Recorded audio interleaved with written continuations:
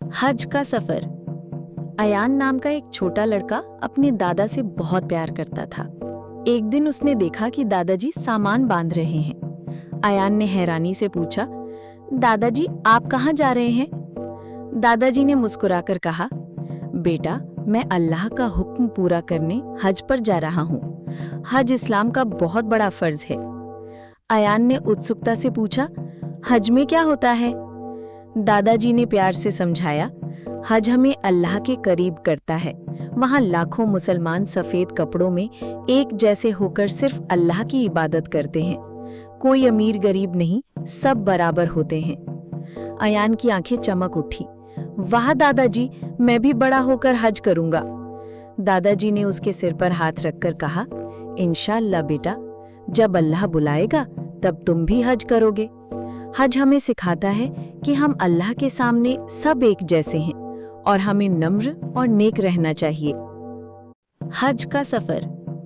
अयान नाम का एक छोटा लड़का अपने दादा से बहुत प्यार करता था। एक दिन उसने देखा कि दादाजी सामान बांध रहे हैं। अयान ने हैरानी से पूछा, दादाजी आप कहाँ जा रहे हैं? दादाजी ने मुस्कुराकर कहा, बेटा मैं अल्लाह का हुक्म पूरा करने हज पर जा रहा हूँ। हज इस्लाम का बहुत बड़ा फर्ज है।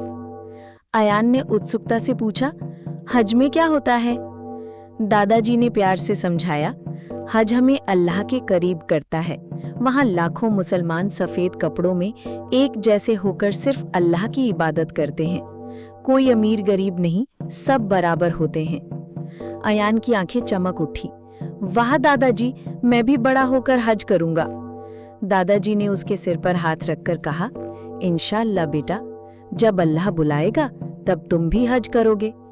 हज हमें सिखाता है कि हम अल्लाह के सामने सब एक जैसे हैं और हमें नम्र और नेक रहना चाहिए। हज का सफर।